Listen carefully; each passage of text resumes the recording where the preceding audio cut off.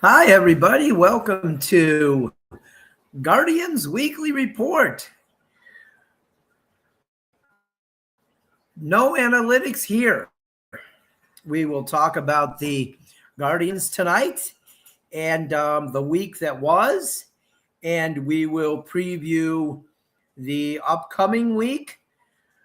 But it was pretty good for the Guardians as they went 4-2 on the week. The exact wrong. I was wrong probably 75% of the time last year. And we're starting off the same way this year. So, but this is our second show of the year. First full week of action this week. 6 games, 4-2 record, as I said. But before we get to all that, let me remind you that this show is brought to you by CT Roofing and Power Wash, the official roofer of the Lake County Sentinel. They can do your roofs. They're good with aluminum. Well, not aluminum siding. It's vinyl siding now. I keep saying aluminum every week. I live in the past, I guess. They're great at that. They can help you with filing an insurance claim. They'll come out and give you a free estimate for your roof. They do power washing. They'll power wash your deck, your drive, your stairs, your house. They even do some rebuilding of decks. So give them a call today at 440-278-0506. So the Guardians are 6-4 currently. They are 1 game up on the Detroit Tigers, who are losing right now to the St. Louis Cardinals, 4-2. So if that score holds up, the Guardians would have a 1.5 game lead on the Tigers, and they are up a 1.5 game on the Kansas City Royals also, who they face starting on Monday in Cleveland. But let's get to last week. Let's just talk about Chase DeLauter first. He continues to amaze us. Also, I do want to mention this. It's Easter Sunday for those who celebrate. I'm a Christian too. But I would like to say shame on you to some people in the Cleveland media, mostly radio people, from the 2 radio stations of 92.3 and ESPN Cleveland, for basically celebrating on Tuesday night when Chase DeLauter fouled a ball off his leg and left the game. They basically were celebrating that he was already injured. That is shameful. But that's what these people do. That's what Cleveland Talk Radio is. Let's root against the Cavs and Guardians and prop the Browns up like they actually deserve any mention, when they deserve no mention. So that was really disgusting. It was disgusting. But let's move on. Let's celebrate. Let's continue to celebrate this 6-4 start by the Guardians against 3 teams who were in the playoffs last year. Okay? If they were 4-6 right now, it wouldn't be a terrible start considering who they played. But they're 6-4. Okay? Let's also face it. Since probably 2013, the Guardians have had a lot of success making the playoffs, but they have not gotten off to good starts in some seasons. So a 6-4 start's really good. They began the week in Los Angeles against the Dodgers at Chavez Ravine, Dodger Stadium. Game 1, the Gardos won 4-2. Parker Messick, he's a rookie too. He made starts last year in September, but he is our rookie this year. So rookie Parker Messick shut down the Dodgers. He shut them out on just 5 hits in 6 innings, and he struck out 5. He walked no one. I'd say that's a pretty good lineup, right? Yeah. Meanwhile, the Guardians got to Dodgers starter Roki Sasaki for 1 run. He pitched 4 innings. He struck out 4 Guardians, and he walked 2. The Guardians then got to the Dodgers bullpen, and Dodgers reliever Justin Robleski for 3 runs in 4 innings. He pitched 4 innings. Austin Hedges went 2 for 4 in the game with a double. And Daniel Schneemann had the big blow, a 2-run double in that 7th inning. That proved to be the game winner as the Guardians won 4-2. On game 2, on Tuesday night, the night that the Cleveland media was celebrating Chase DeLauter's injury, again, very pathetic. The Dodgers won that game 4-1. Tanner Bybee pitched well coming off the shoulder issue that he had in his first start. He gave up 1 run. It was earned in 4 innings. I know I've been very hard on him in the past, but he pitched well in his second start of the season. He did take the loss, and now he's 0-1. He went up against a pretty good pitcher, Shohei Ohtani. By the way, going into the game, Shohei Ohtani and Tanner Bybee had the exact amount of wins, 55.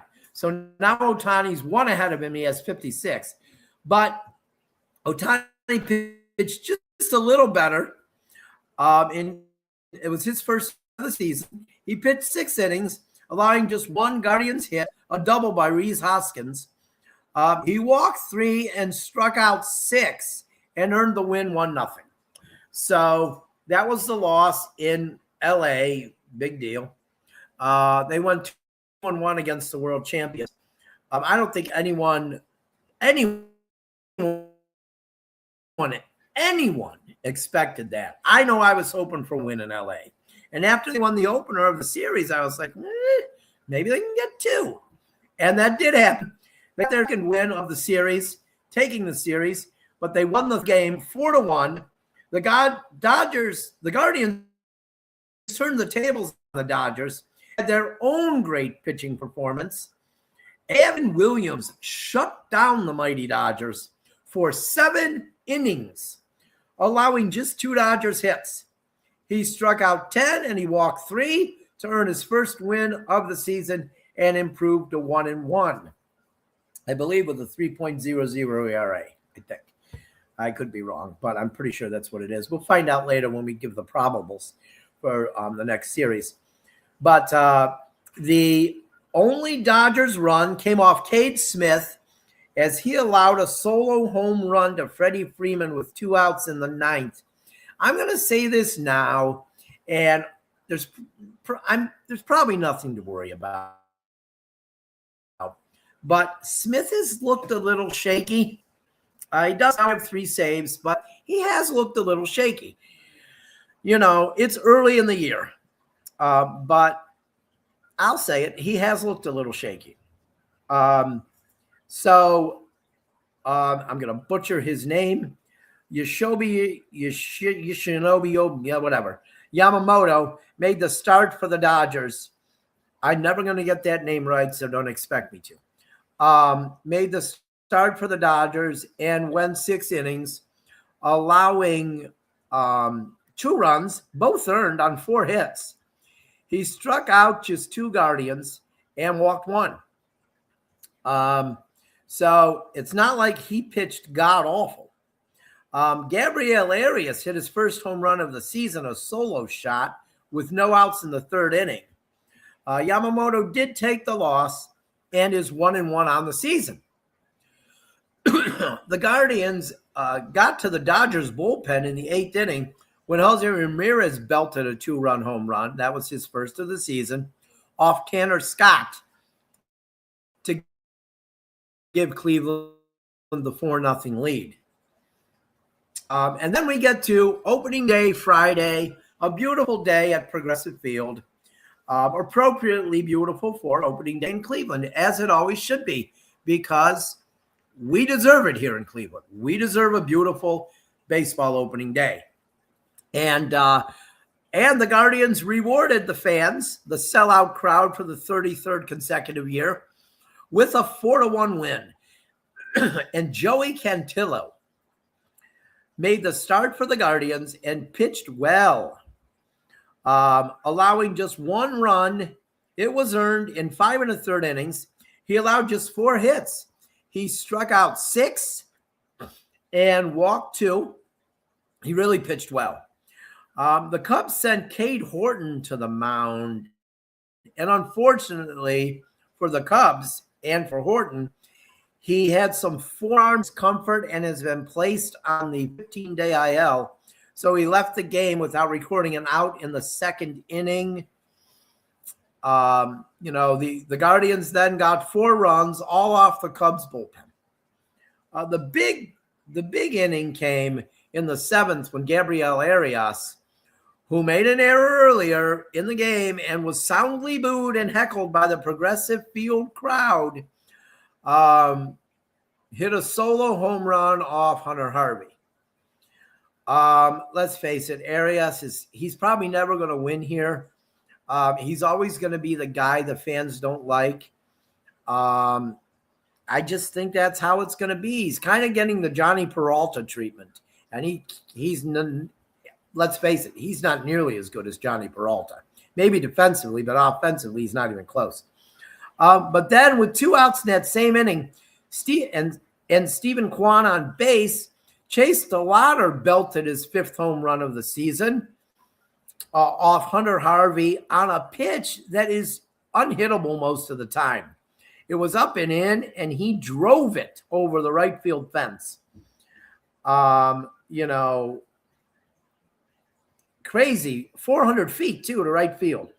To give the Guardians a 4-1 lead. Cade Smith came in for the 9th inning and struck out the side, and that notched his 2nd save of the season. Well, today, they got rained out yesterday. Yesterday was just a miserable weather day. It rained early, it rained late, it rained in the middle. It rained just way too much yesterday. So they postponed the game around 5:20. A couple hours before first pitch. It was supposed to be a Fox game. I'm glad it wasn't a Fox game. I mean, did we really want to hear Fox show highlights of 2016 and once again a national broadcast rubbed the Cleveland's nose in the fact that they lost the World Series? No. So I'm glad it wasn't on Fox. But today's doubleheader game 1, the Cubs won 1-0 in a pitcher's battle. Of course, the pessimistic Cleveland fan would say, well, it's not a pitcher's battle. It's that we just can't hit the ball. All right? That's what the pessimistic Cleveland fan, who thinks they can have a payroll the same as the Yankees or the Mets or the Dodgers would say. But no, it was a pitcher's duel. It was a cold day. It was a pitcher's duel. Jesus, the Cubs got 2 hits. All right? They just happened to score. Both starters pitched very well. Slade Ciccone, 6 innings, 1 hit. He struck out 6 and he walked 1. Edward Cabrera started for the Cubs. He pitched 5 2/3 shutout, also allowing one hit. And that was to CJ Kayfus, who entered the game 0-10 on the season. More on CJ later. 3 pitchers out of the Cubs bullpen finished the game, and Caleb Thielbar picked up the win. He came in to relieve Cabrera in pitched 1 1/3 innings, and the Cubs scored while he was the pitcher of record. Connor Brogdon took the loss for the Guards.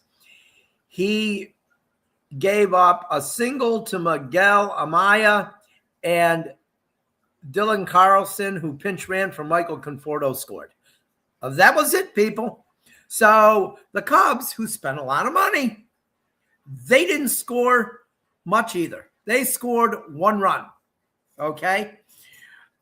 The Cubs, who have a very high payroll and supposedly good offensive team, scored 6 runs in the series. Okay? So don't bitch about the Guardians not being able to hit. It was a well-pitched series. Brogdon is now 2-1 on the year. He's got three decisions in 10 games. That's crazy. So, I mean, who knows? At this pace, he may win 25 games. Game 2, the Guardians won 6-4. The Guardians were trailing 3-0 heading to the bottom of the 6th inning. Stephen Kwan doubled to lead off. The Cubs starter, Shota Imanaga, then left the game, and Ben Brown relieved him. Thank you, Ben Brown, for coming in the game. Brown immediately walked Angel Martinez. He did get Jose Ramirez to pop up, and the runners remained at 2nd and 3rd. Kafis then pitch hit for David Fry. Kafis, who entered the day 0 for 10. He had a hit in the first game. He had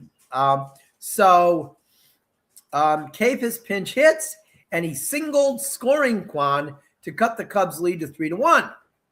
Then Angel Martinez moved to 3rd on the play. On the single. Then he scored when Chase DeLauders hit a sacrifice fly to right field. The Guardians now trailed 3-2. Rhys Hoskins then walked. There were men on 1st and 2nd. And the much maligned, we talked about it, the much maligned Gabriel Arias, and I've been hard on him too, like pretty much everybody else has. The much maligned Arias then singled. Kafis scored to tie the game 3-3. In the top of the 8th, Ian Happ belted his 4th home run of the season to give the cut off Sean Armstrong to give the Cubs a 4-3 lead heading to the bottom of the 8th. And, the Guardians are a great late inning team, but when you give the lead up late, you wonder if you can come back and, win. But the Guardians responded.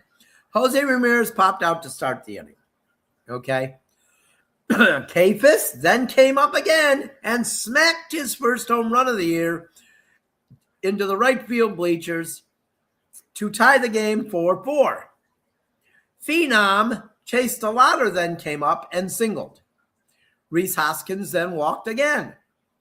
Arias then singled to left field, almost taking Chase DeLauder's head off, and the Guardians were leading 5-4. Austin Hedges, who is now hitting .500 with a 1250 OPS on the season.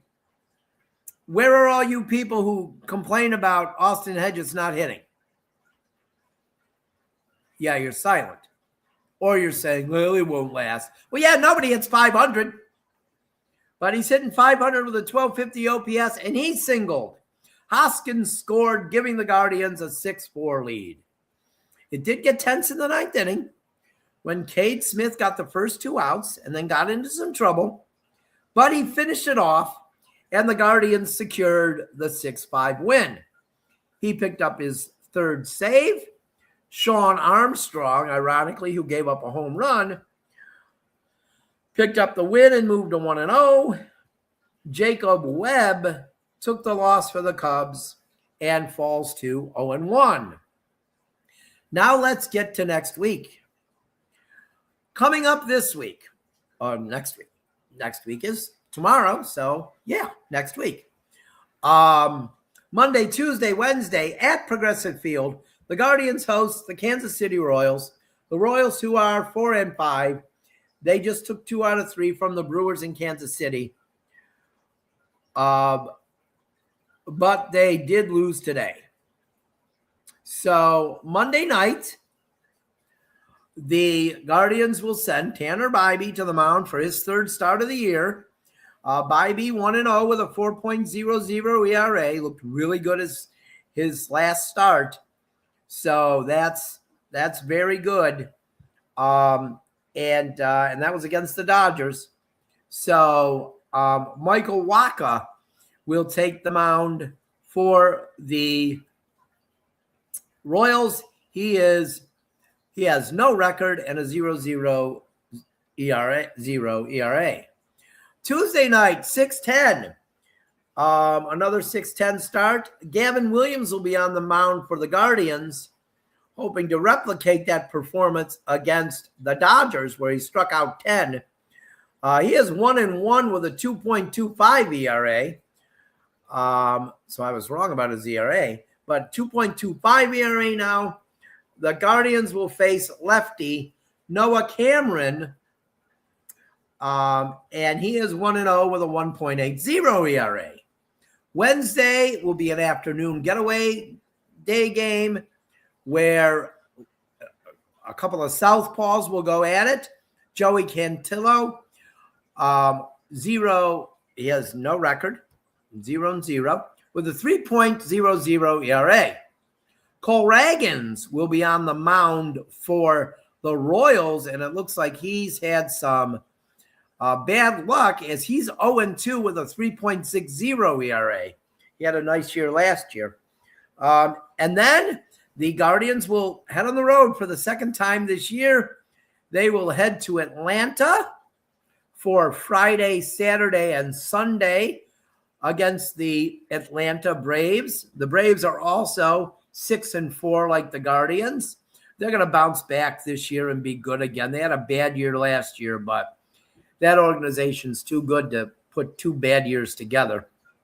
They have lost 2 straight, though, to the Diamondbacks. The Diamondbacks who won the series from the Braves over the weekend in Arizona. Friday will be 7:15 will be the start. I assume Slade Ciccone will start. And Braves have not announced a pitcher. The Guardians then Saturday night at 7:15. Parker Messick, I assume, will make the start for the Guardians. And the Braves, of course, have not announced their pitcher. And with Tanner Bybee starting Monday, I assume he will be the starter on Sunday. Sunday night, it will be a Sunday night game at 7:20 as the Guardians will be on Peacock. They will be making their 2nd appearance on Peacock on the Sunday night game, and it's only the 3rd week of the season. So it looks like somebody at NBC values the Cleveland TV market and the Cleveland Guardians. I would like to mention this. That'll be the week of NBC's Sunday night games, and the Yankees, Mets, Dodgers, Red Sox have not been on yet, which is good because not everybody wants to see those teams all the time. People want to see other teams, other good teams. So that'll be it next week. I think Tanner Bybee will go for the Guardians. And the Braves have not announced the pitcher. But that is the week that's coming up. 6 games for the Guardians. It's now, time for I'm going to make my predictions for the week. And I'm going to say what I think the Guardians will go this week, and I'll probably be wrong again like I always am. But here we go.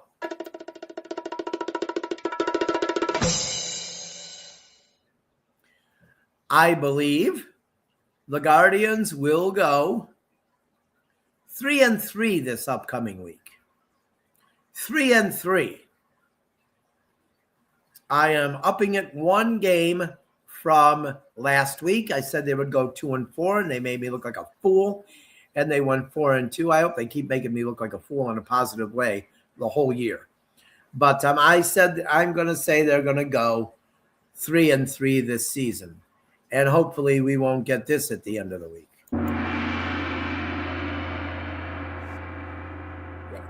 Hopefully, if we do, hopefully it's in a positive way, and we will have a lot of people doing this at me.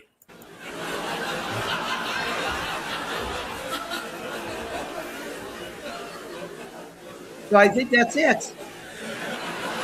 All right, that's enough. That is enough. Oh, yeah, okay, I got it wrong last week. That's enough, people. Stop. All right. So we will be back next week, and that's it. We'll recap the week from what'll be last week now, and against the Royals and Braves. And I hope that it's a good week, and I hope everybody has a great week. Let's watch some Guardians baseball, and let's enjoy how well they're playing early in the year. And hopefully it can continue, right? I mean, there's going to be some slumps. We know that. But let's hope they can build up a good record before one of those slumps happens. But until next Sunday night at 9 o'clock, well, we'll be on later. We will be after the game next Sunday. So as soon as the 7:20 game with the Braves ends, we will come on within 15 minutes after the game ends. So the way games go now, 2.5 hours. So I'm thinking somewhere around 10:05 next Sunday, we'll be on with the Guardians Weekly Report. So until then, everybody have a great week, and go Guardians.